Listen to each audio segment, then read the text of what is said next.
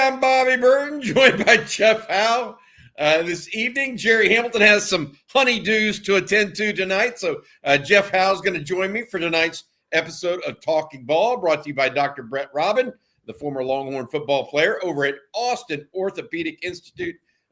3 different offices in Central Texas to serve you. We'll talk a little bit more about Brett a little later. Welcome in to the Monday night Talking Ball episode.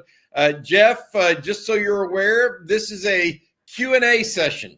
Folks get an opportunity to ask whatever they want to ask, and we'll try to get through all of the questions that we have tonight. We go to the top of the hour right at 8 o'clock Central, and we'll go from there. Before I get going, a couple of news and notes for tomorrow, Jeff. You'll be at the press availability tomorrow that starts, at 10:30, 11 o'clock? Is that right? 10:30. We got some extra news about who all is going to be available to the media earlier today. Tell folks about what's going to go on tomorrow. So we will meet with Pete Kwiatkowski, Jeff Banks, and Kyle Flood. They'll do kind of I don't know if there's going to be like a formal press conference, but they'll be available. And then we're going to meet with the other 7 assistant coaches kind of in breakouts for, I don't know, roughly it sounds like maybe anywhere from a half hour to an hour. So this will be the only time, Bobby, other than like a bowl availability, where we'll get to talk to, AJ Milwee or Chris Jackson or Johnny Nansen, LeAllen Clark. So I'm actually really looking forward. I was already looking forward to tomorrow. By the way, Bobby, can we still call it reporting day? It is reporting day officially because tomorrow is their official day, first day in the office. This year, but I don't know. I'm old school. I'll call it reporting day. If somebody wants to correct me, then correct me. But no, I've been excited about reporting day. I'm even more excited about it now because, like I said, this is the first time Sark has done this, which I'm going to read into this, Bobby. That tells me if Sark is doing things from a media availability standpoint that he hasn't done before, that's usually a sign that a coach is really confident in his organization. I would agree with that because, look, before they started going to bowl games and or college football playoffs, and Jeff, you know this as well as I do because I was there as well. I mean, we only got the coordinators one time a year. Yep. And it was this very meeting we would get. Now, when they started going to the college football playoffs and major bowl games, that all has changed. Sark has to put those guys out there because it's typical for coaches to do that. But I definitely think he's a little more willing to give some leeway and some rope to those coaches. And we'll be able to talk to those guys tomorrow. You will be there as well as CJ, our employee, John Burrows, be there with you guys doing it as well. So it should be fun for everybody. Tomorrow, I get into Austin tomorrow afternoon. So maybe I'll take y'all out to a little dinner somewhere. We can talk a little Longhorn football afterwards. But tonight, let's get to y'all's questions as quickly and as possible. Let's start with Juan Garza with a super chat. Hey. What do y'all think of Sark's interview with Reese Davis? What questions caught your eye? Enjoying golf and gambling in Lake Charles, listening to you all in the lobby. Well, that's not a bad spot in Lake Charles. Over at it must be at the Golden Nugget, probably. What did you think of the Sark interview with Reese Davis? Any questions catch your eye today in that interview, Jeff? There was a couple things. I think one, just Sark's walk in general, like why he does it. I'm always fascinated by how because coaches don't let you in like they used to. Guys like back in the day, guys that covered Darryl Royal or Fred Akers, I'll tell you those guys were an open book. It's just not the case now. So getting an idea of how Sark just kind of decompresses and sorts his thoughts out during a game week, I'm always intrigued by that. I do think, though, when he goes back and the challenge for coaches and the challenge for competitors is to kind of look back on the wins, and whether you're self-critiquing or whatever the case is, it's really hard to do that. And almost the easier thing is to kind of overanalyze the losses and those specific moments in losses. When Sark was talking about that, I think that's very Nick Saban of him. Most coaches you hear, they'll talk about the wins, Bobby, but the hurt of those losses, that stays with coaches for a really long time and maybe for the rest of their lives. So I just getting an insight to Sark's psyche from that standpoint, I like. But it's, everything else, it was pretty much stuff we've heard all off season. So I did like the stuff that we really haven't gotten to yet. I would say the thing that I saw in that interview, and tell me if you agree with this, Jeff, Sark always seems not always, 95% of the time. Okay, because no one's always. Sark seems very thoughtful in his responses. They go a little bit deeper than just surface, coach speak. He gives you the real why behind his thoughts. And I think I've always, frankly, even when Texas was 5-7, I thought that was something that was positive. If that makes sense to you, I felt like you could actually learn a little something about what he was thinking, and it wasn't just a throwaway answer. Did you get that sense from not just this interview, but other ones he's done in the past? He seems very thoughtful in his replies, I guess. He's been very good at giving you a well thought out answer without saying anything where he's going to back himself into a corner or get himself into a bind later. We've seen some Texas head coaches who have done that, and some who have done it more often than others. But Bobby, I can't think of too many times, if any, where Sark has said something that when you circle that and then something happens, 2 weeks or 4 months down the road, and you look back on it like, see, there's Sark being hypocritical.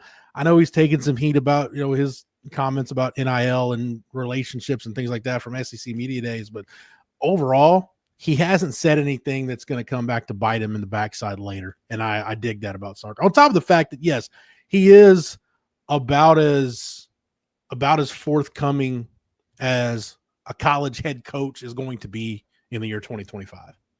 I'll never forget. I was in Destin at the SEC spring meetings this year, Jeff.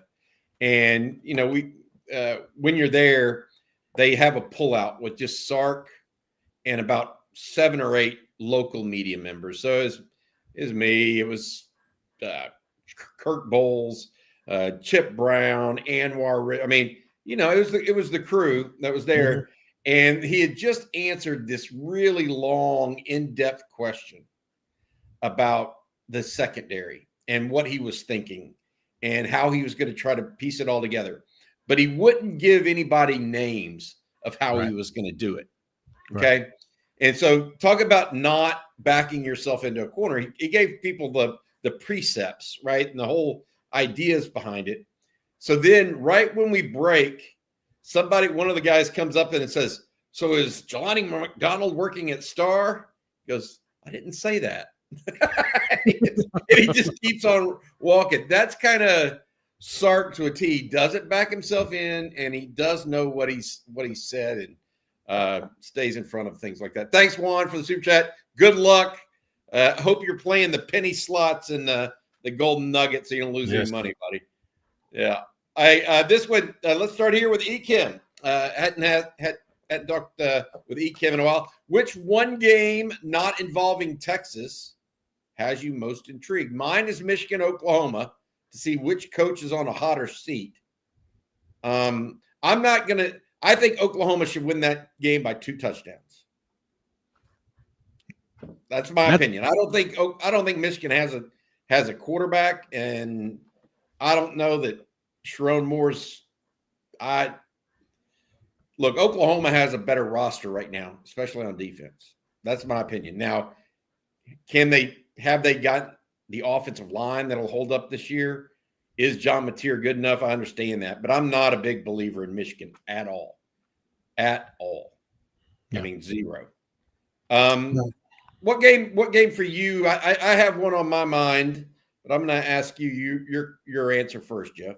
Yeah, Michigan OU is actually week 2, so because I know OU opens with, I think, Illinois State at home. For me, it's LSU Clemson. Yeah. I think Cade Klubnik can start his Heisman campaign, or Brian Kelly gets the money. Brian Kelly came out in Atlanta and said, "Look, I get it. We haven't been good in openers here. Like, I trust me, I know. Like we need to get that fixed. So either Brian Kelly gets that monkey off his back, or I don't know if anybody realizes Clemson hasn't fared that well the last few times they've faced SEC teams. They were 0-3 against the SEC last year, and their losses to Georgia and Texas weren't particularly close. So this is a big deal for. I mean, I think they're the class of the ACC for whatever that's worth this year. So it's a big spot for them to make a statement right out of the gate. What other game involved? I was going to go LSU Clemson, and I will say this: when you say most intrigued, I was thinking first 3 weeks of the season, Okay. because I think that's a big one. But what about USC? And anytime they play a team that's going to be any good. It's a blanket statement. Yes, it is, because I do think that talk about coaches on a hot seat. Yeah. I mean, he's been gifted the kingdom and given almost unlimited NIL, and he's late to the party. Lincoln's serving too much bad barbecue. So I could see those games I'm going to keep an eye on and see where that goes. But Notre Dame A&M is intriguing to me. Notre Dame has a new quarterback. A&M played Connor Wegman last year. The game's in South Bend. It's not in Kyle Field. A&M has a lot of hopes this season. That's intriguing to me. Trying to think if there's another one. You mentioned SC, Bobby. Week 2, Georgia Southern goes to SC. Wouldn't it be something if Clay Helton goes back to the Coliseum and manages to beat Lincoln Riley? That'd be ugly. There would be a chaos in the streets. I love storylines like that, man. I do too. Florida, Miami, interesting to me early. Yeah. And the reason why is because Texas plays Florida early or relatively early. So that's another one, Kim. Good question. Thank you so much for asking that. All right, I want to say thank you before we get on to Michael Morrison's question next. I want to say thank you to Dr. Brett Robinson of Austin Orthopedic Institute for sponsoring Monday nights on Texas Football, Talkin' Ball episode. Dr. Robin, a former Longhorn running back, knows what it takes to stay in the game, and he's here for athletes of all ages, specializing in musculoskeletal health. Dr. Robin treats joint pain and injuries with a conservative approach first, but also offers advanced surgical options, including arthroscopic procedures, fracture management, and total joint replacements. With convenient offices in Austin, Georgetown, and Killeen, Dr. Robin is accepting new patients now. If you're looking for a top-notch orthopedic, give Dr. Robin a call, 512-856-1000. That's 512-856-1000. Get back to your active lifestyle and doing what you love. Again, 512-856-1000. Dr. Brett Robin, former Longhorn running back. We were talking a little bit before the show about Dr. Robin. And if you followed Texas football at all during his era, you are not surprised that he ended up a very well-prepared person with life. I'll just put it that way, and became a doctor at all. Rod Babers talks about it all the time. He's like, he's the only one that I went to college with that I'd let work on my knee. That's what he said. There's some guys Rod went to school with that shouldn't probably be within arm's reach of any kind of sharp object. So no scalpels available. Brett is not one of those people, though. All right, Matthew Morrison, thanks, Dr. Robin, for sponsoring the show. Michael Morrison, any truth to Derek Lagway being in a boot? Obviously, we don't cover Florida closely, but I did read an article from a reputable source today that says he has been in a boot with a lower leg injury, ankle type injury, but it is not supposed to be long lasting. That is what I was told. So, Michael Morrison, I want to mention that. Other news around the country. I want to get to this because it's something that we were following yesterday and earlier this morning. Deion Sanders came out today, and what a story. The head coach at Colorado came out with a medical team, and we debated what is this going to look like this today, and what's he going to say. We were thinking maybe he would retire or walk away. but we had no idea the lengths of what he's gone through. Dion had stomach cancer or bladder cancer, excuse me. Bladder cancer, yeah. And it had protruded through the edge of the wall of the bladder. So he had a couple of different options to take. According to his doctors, he decided to have his bladder removed. So this week is the first time in 3 months that he's been back in Boulder and getting ready for fall practice. He's been on the mend. His doctor pronounced him cured of cancer. But what a unbelievable story that is, Jeff. That's just nuts. Yeah. Bad. I'll just put it this way: no matter how important you are, how many accolades you have, etc., cancer can put you on your backside. It doesn't matter. It doesn't really care who or what you are. It's one of those diseases, man. It's just horrible. But glad he's back in the saddle now. It is amazing the job by his inner circle to not let that leak, because Dion talks to a lot of people in the media world, and for this to be the first time anybody's really heard of it, for not, there wasn't an inkling on, hey, this is what it's going to be. Man, you'd like your inner circle, Bobby, in life to be that tight, where it's like, hey, this does not leave, this select group of people does not leave this room. So, wish the best for him, though. And, man, that's a heck of a job by that staff, too. I mean, if he hadn't been in Boulder in 3 months, that means they'd pretty much gone through everything post-spring, summer conditioning, OTAs, the whole deal without him there. So I don't know if Pat Shermer's been running it or who's been heading that thing up, but good for them, and good that they, we didn't hear about any defections of the portal. I know the portal window was closed, but nothing like that. So it's one of the more in a weird way, one of the more positive things we've heard about Colorado football in a while. It always seems to be negative, or there is the Shador stuff during the draft or whatever, but seems like a pretty tight ship in Boulder right now. I'm hoping so. That's tough stuff to overcome. Hope everything turns out well for him. All right, Sam, man, this sounds like my dad. I had to read this. Why do football players these days fail to put their mouth guard in their mouth? Why do they wear pants without knee pads? Why do they purposely cut their pants or shirts or towels? Because it looks cool. There's no scientific advantage behind it. It's just because it looks cool.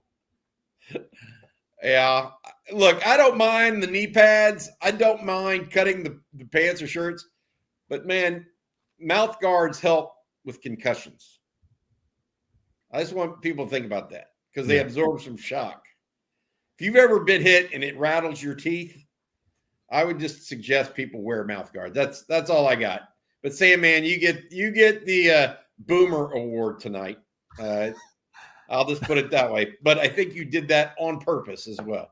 Brady Milligan. Mouth guard, I'll say this too, Bobby, talking to some dentists in the Austin area that someone were specializing in mouth guards now. Mouth guard technology has come a long way from the days of, hey, they give you that plastic gimmick that you got to stick in the pot of water to get it kind of loose, and then you mold it to your mouth. Yeah. Thank goodness mouth guard technology has come a long way. Well, they had this big old, looked like pacifiers when I back in the day now. So you're more updated than me on that. Brady Milliken, why do people keep talking about the water bottles being the reason the call was overturned? I'll tell you why I think the water bottles played a role in that.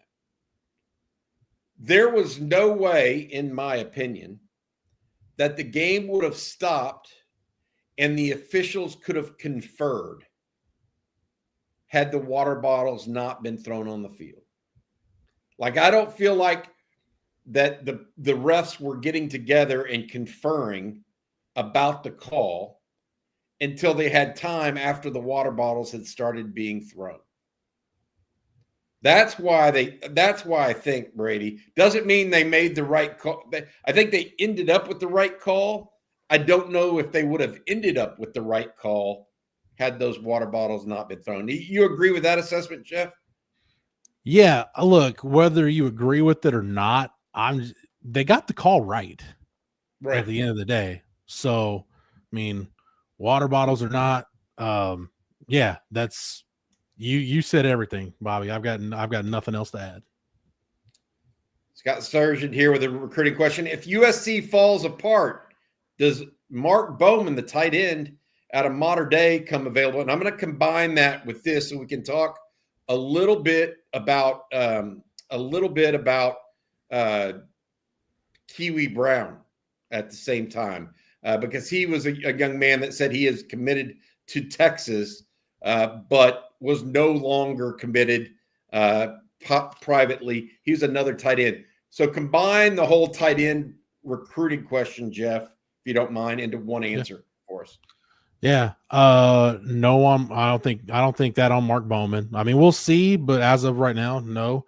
I think that NIL deal, I think, is going to be tough to walk away from. With Kiawe Brown, look, that happens, right? This isn't the first time this has happened over the year. Kid wants to commit, considers himself committed, but the staff, for whatever reason, just isn't ready to take the commitment or tells them to hold off. It's one of those deals. It can rub people the wrong way, but it kind of is what it is. I think it boils down to, I just don't think this staff deems tight end. I mean, look, if they could have gotten Mark Bowman, obviously they would have taken him, right? But I think at this point, I don't think they view tight end as a need in the 26 class. I think they are viewing it as more of a luxury with the returns they've gotten so far on Emory Winston and Nick Townsend, adding Jack Andrews. Spencer Shannon's a guy, Bobby, that we'll talk about. Actually, CJ and I talked about today in Longhorn Weekly. We talked about Spencer Shannon kind of being a now or never type guy, just his role as the true inline tight end. They've got bodies at that position, and they've got other needs. And your NIL dollars are only going to go so far. So I don't think they're going to take a tight end just to take one. If the right one came along, they'd do it. But unfortunately, that right one's not going to be Kiawe Brown. Brown was a little smaller than anticipated on his official visit, too, in my opinion. More narrow shoulder. I think if they're going to take one, they're going to take a guy that they think is a really special receiver or a definite inline guy. And I'm not sure Brown does either of those for him. All right, Justin Yarbrough. Any old stories from the first day of fall camp as we get ready for Wednesday? Jeff, I'll give you my first. My fall story is this. Okay, fall camp story is this.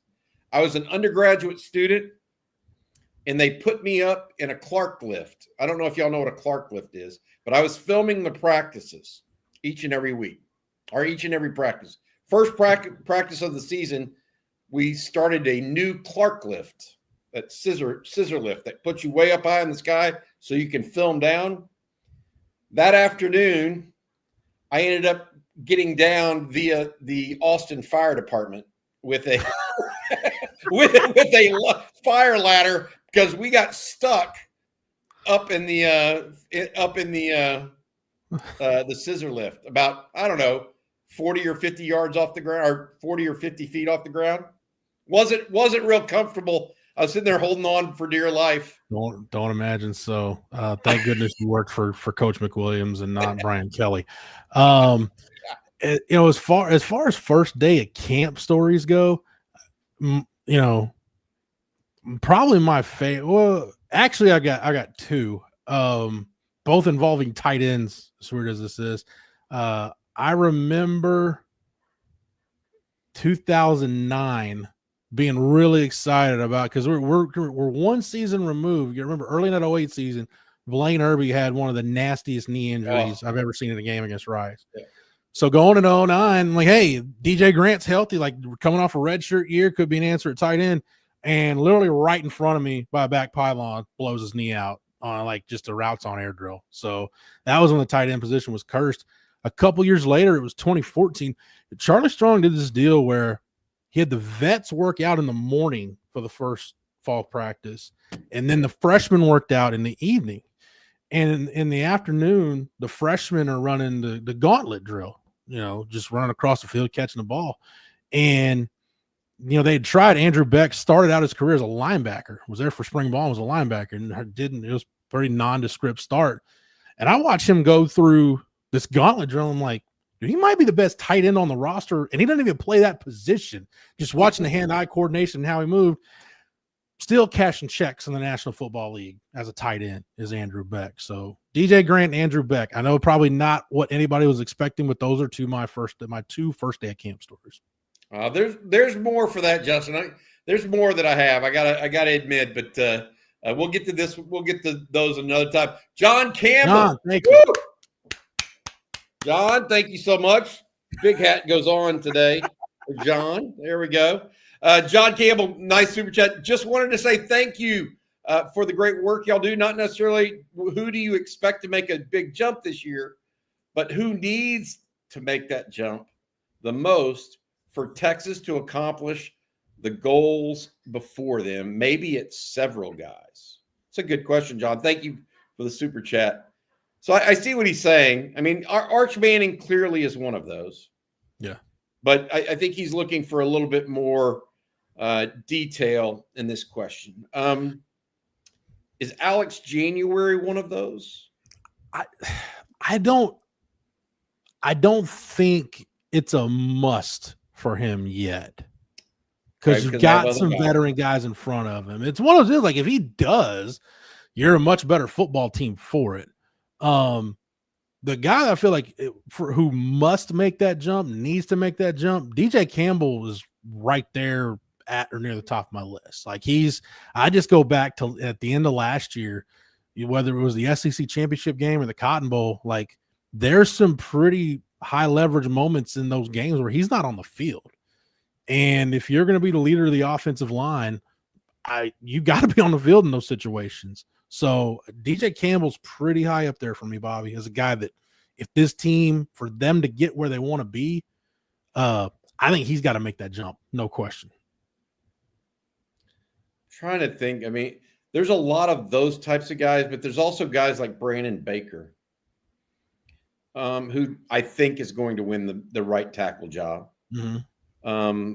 I think there's guys like Manny Muhammad, who's been a year and a half starter basically for Texas already, but who frankly didn't have a good end to the 2024 season. I think he needs to step up because Texas needs that. Derek Williams needs to step up. Man, that's a good question because it's hard. Texas has one of two types: guys that have already played a lot and proven a lot, like Anthony Hill and even Colin Simmons and even Manny Muhammad. Mm-hmm. But Manny Muhammad may be one of those guys that you want to see be more consistent, I guess. Might be a good way to put it. Like, you want to see more consistency out of him. And Brandon Baker's not necessarily that, because he didn't play at all last year. So how does he make a big jump year over year? Hard to think about it that way. Jalen Gil, you described exactly how I feel about Jalen Gilbo. Like, I need to see that baseline raised a little bit. I wasn't sitting here at this time last year thinking Jahdae Barron was going to be a first rounder and a Thorpe Award winner.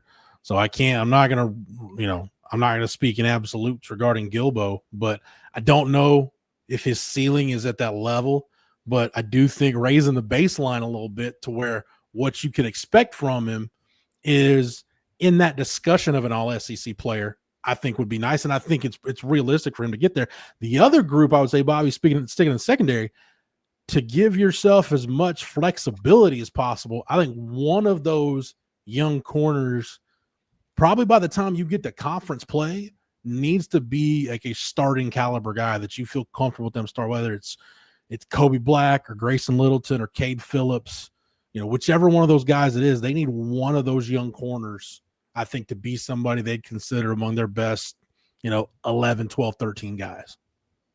I'm looking more for guys that haven't been starters in the past. Okay, I worded it poorly. Maybe I should have said guys stepping into much bigger role. Brandon Baker for me. NATO. Yeah.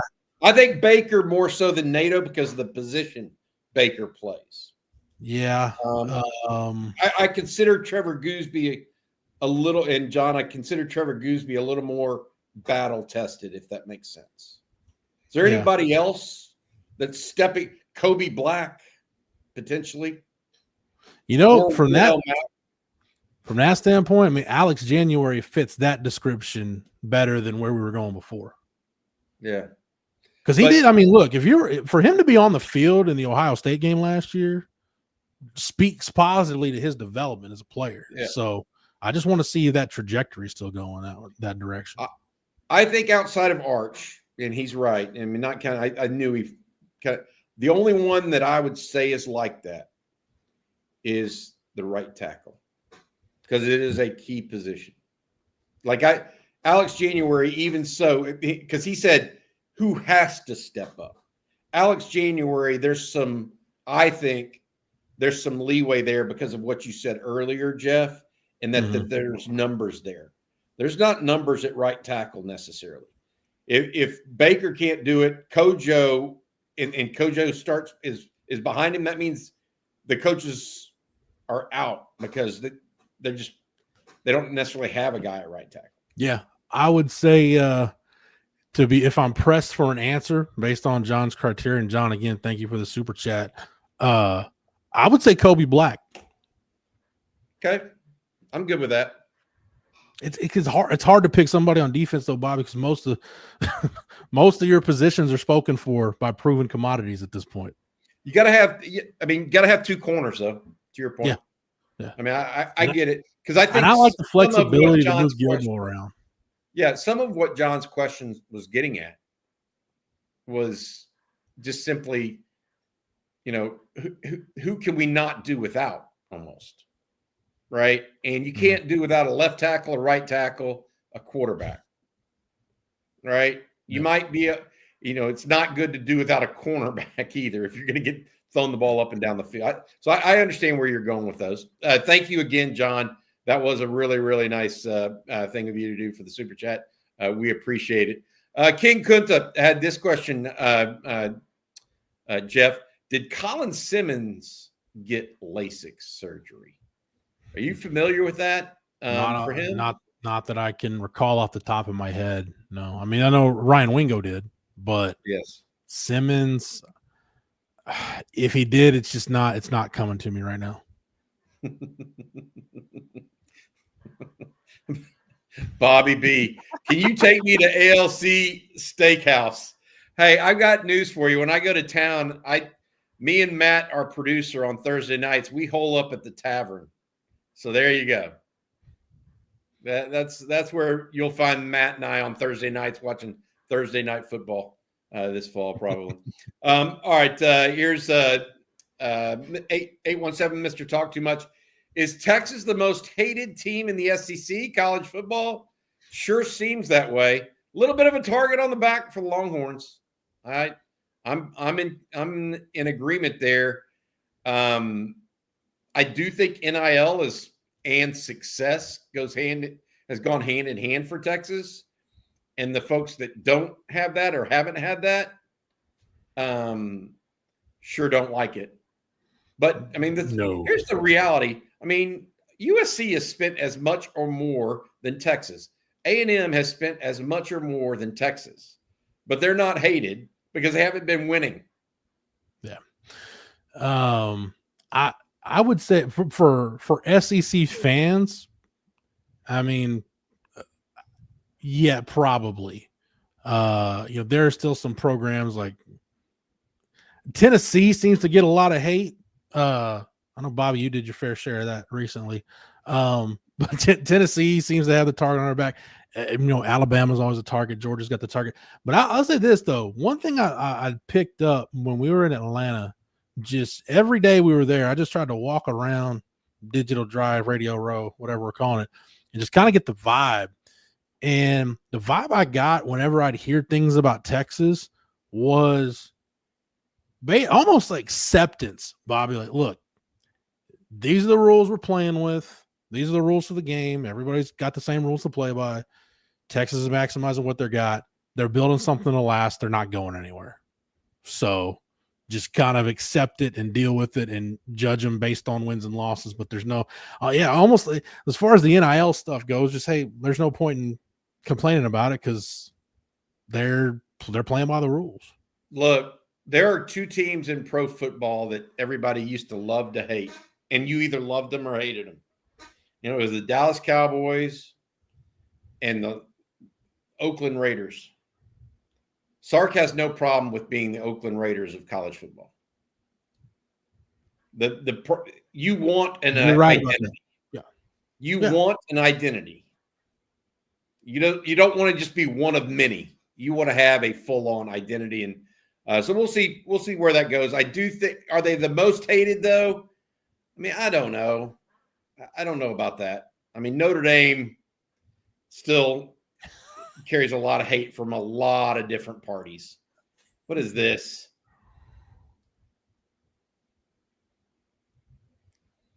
I don't know what we're doing here. Is that Colin Simmons? Colin Simmons getting LASIK? Yeah, I guess he did. Okay, good for him. Well, all right. Good for him. Not so good for the 12 quarterbacks Texas is about to play in the regular season, but good for him. He'll be able to see them better. He'll be able to see them better. That's not a good thing for them. Hey, Low JN, which quarterback would y'all compare Arch to that Sark has coached in the past? And someone else asked, is Arch similar to maybe Andrew Luck? The most similar to me that Sark has coached would be Jake Locker. That would be the most similar for me. Now, I think Arch is better than Jake Locker. Locker may be a little bit better athlete.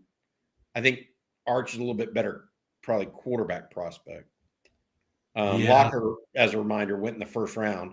But I do think that Andrew Luck is a reasonable facsimile of Arch, if you think about it, because he's got the pedigree. His dad was a pro quarterback. He's a good athlete despite being, having a great arm. So he's not just a statue back in the backfield. Yeah. And just like Arch, Andrew Luck was well put together, a stout guy. So all three of those things combined, I think that Andrew Luck's not a bad comparison. No, Andrew Luck and Arch had the same thing. And the first time I saw Andrew Luck, it reminded me a lot of Peyton Manning from this standpoint. Like, you watch Andrew Luck, and Bobby, I know you watched Andrew Luck in high school, but I watched Andrew Luck at the All-American Bowl his senior year. And you just watch him go through the quarterback drills, watch him do routes on air, watch him do team.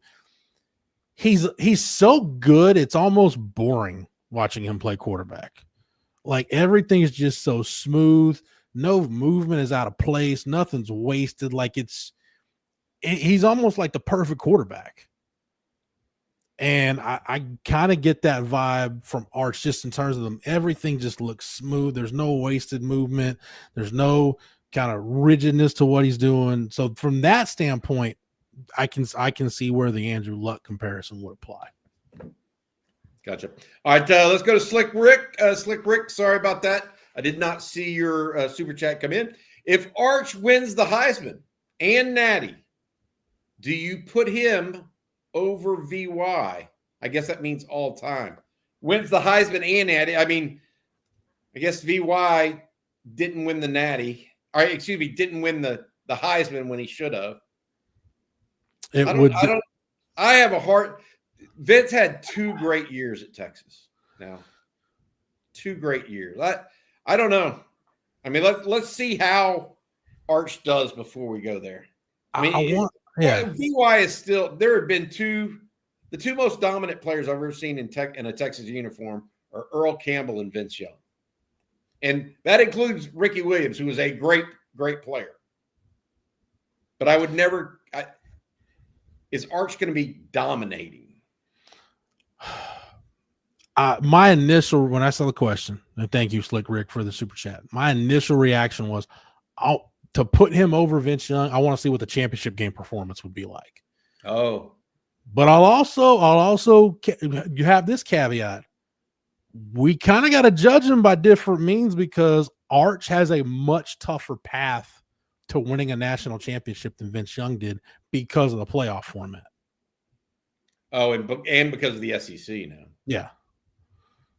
Like if Arch Manning leads Texas to a national championship this year, compare it to the 2005 schedule, and it's not even going to be close which one was a tougher road to winning a national title. Not even close. Arch would have had a tougher road. I just don't know. Look, if we're debating that question in 6 months, God help us all, because I'll be excited. Let's put it that way. That's like saying, hey, would you knock Babe Ruth out of number one to put somebody there? Well, it'd have to be a pretty dadgum compelling argument for me to knock Vince Young out of the number one spot. I love it, man. I love it. Here we go. Quentin, what do y'all want to hear from the first week of practice to show that Texas is a championship team for 2025? I've said this, and I still think do we want to hear it, or do we want to see it, Jeff? Depends on how much we get to see. But I keep coming back to, man, I think if the two specialists, especially more so Shipley, because Bomeister was at least on campus in the spring, but Jack Andrews, Murad Watson, and Emmett Mosley, those guys, if the initial impressions, the initial returns from practice are anywhere close to what they've been this summer, then this has got a really good case to be the most complete roster in the country.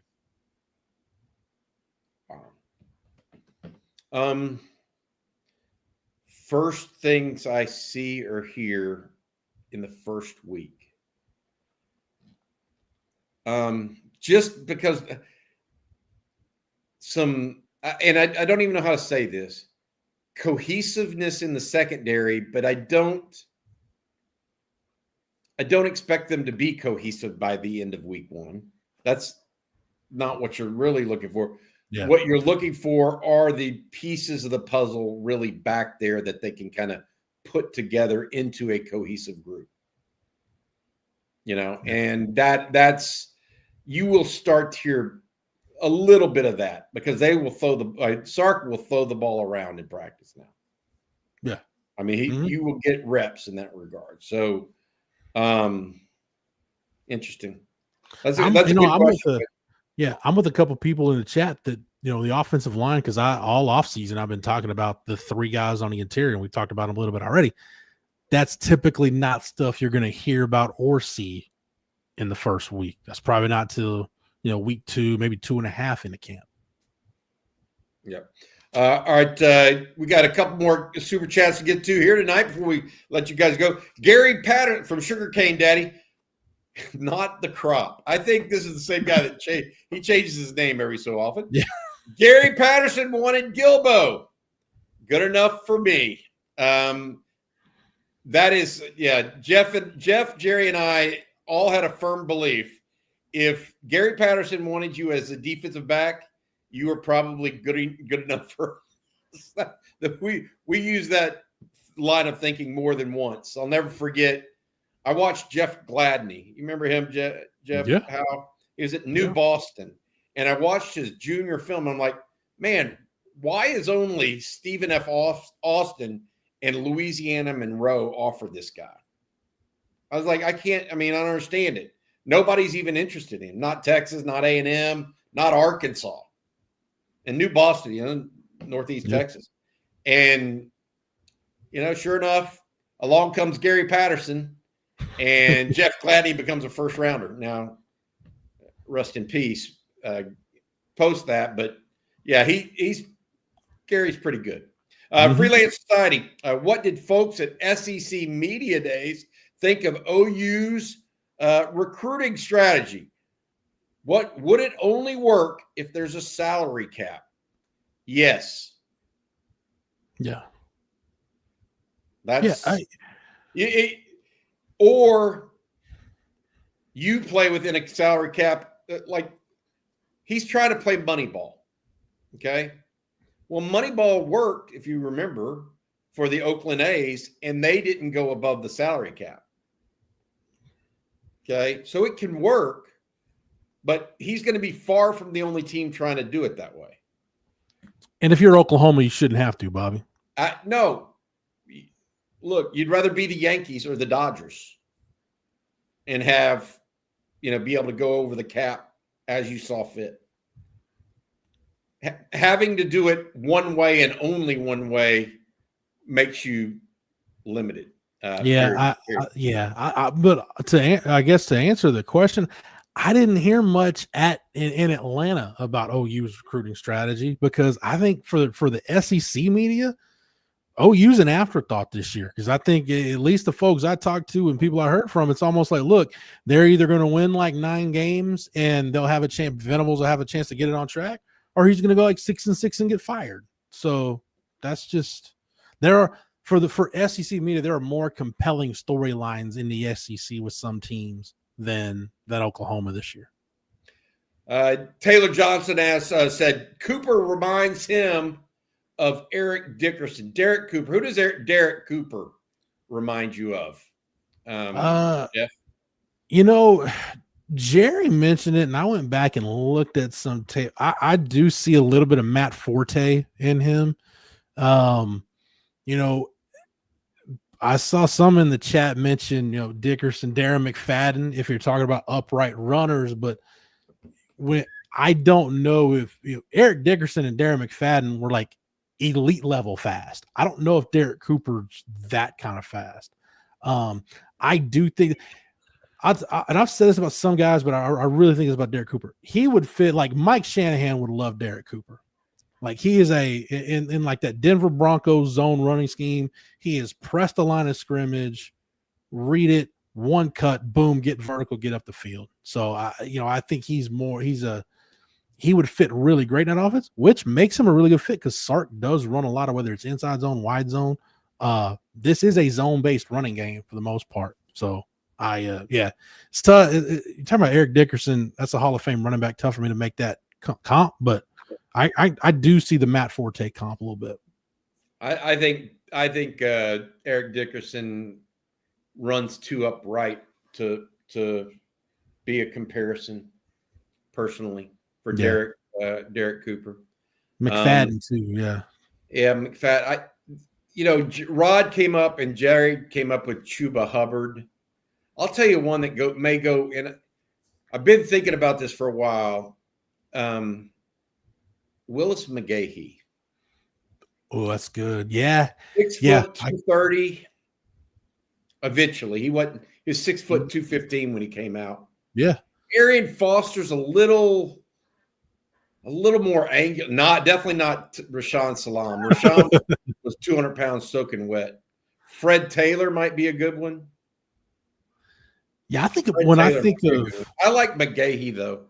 McGahee he's a little more durable build than a Salam or even a Clinton Portis, who's more, or a Darren McFadden, who are more angular. Yeah. I'll say this, about Willis McGahee and Fred Taylor. Both those guys have something I see in Derek Cooper. The twitch is violent. Yeah. It's like a violent twitch. And I think all 3 of those guys have that in common. It's a good way to put that. I like that. They sought contact. Yes. As a running back. They 100%. Were not scared of it. This finishes out our questions for tonight here. John Campbell, y'all were talking about comps for Derek Cooper the other day. How does a Darren McFadden comp sound? Bigger kid, slasher, gets down ill, has some speed, and very little wasted motion is true. I think McFadden is that taller, angular back, though. I think Cooper is more of that, like really broad-shouldered, really thick through the chest and waist. So he's a different body type than McFadden, isn't he? Yeah. Oh, yeah. Because from that standpoint, I'm in my head, I'm thinking Fred Taylor, and I'm liking that the more I think about it. Yeah. Yeah. Those are some that kind of got me. But look, I think it's interesting that all of those guys we're talking about are NFL football players. That's, 100%, yeah. that's the which it's like you're trying to figure out which steak you want. And in the case of Fred Taylor, talking about a guy that rushed for 10,000 yards. Yeah. All right. Hey, one last time, I want to say thank you to Dr. Brett Robin for sponsoring Talkin' Ball on Texas football. Dr. Robin, the former Longhorn running back, knows what it takes to stay in the game, and he's here for athletes of all ages, or you don't even have to be an athlete. He just specializes in musculoskeletal health. He treats joint pain and injuries with a conservative approach first, but also offers advanced surgical options, including arthroscopic procedures, fracture management, and total joint replacements. With offices in Austin, Georgetown, and Killeen, he's very convenient anywhere in Central Texas. Dr. Robin is accepting new patients now. If you're looking for a top-notch orthopedic, give Dr. Robin a call, 512-856-1000. That's 512-856-1000. Hey, Jeff, before we let people go tonight, I want to maybe think about this, tomorrow. What's your one or two questions for the coordinators that you're going to try to go after tomorrow? I want to try to get out of PK anything he wants to reveal about what he's going to do with all these pass rushers, how you're going to deploy them, how many different packages you're going to have. What do you do? The plan for Brad Spence after having him for spring, Trey Moore playing a little more off-ball linebacker. I want to see kind of what the vision is if he wants to get into it. And I think for Kyle Flood, just get an idea of, do they feel like there's a run game concept going into camp that they feel like they can hang their hat on based on what they saw in spring, or is that still evolving? And I'd like to hear that it's still evolving, because I want that to be organic. I don't want them to go into camp with any preconceived notions about, we want to be an inside zone team, or we want to be a gap power team. Like, just let this offensive line come together with these backs. Just let it happen naturally. All right. Thank you to Dr. Brett Robin for his sponsorship. Thanks to John Campbell. You brought it tonight, John. Thank you so much for the super chats. All of you guys that participated, even just with the regular questions, we appreciate it as always. To Matthew, our producer, as well. Tomorrow's big day. We get to talk to the coordinators, get that going. Also, another day closer to getting to hear on Devon Benjamin and maybe Jake Krell out of IMG. We'll have to see what happens there on the recruiting front. But for Jeff Howe, I'm Bobby Burton. This has been on Texas Football, Talkin' Ball episode. Thanks, guys. Y'all have a good night. Hook 'em. Hook 'em.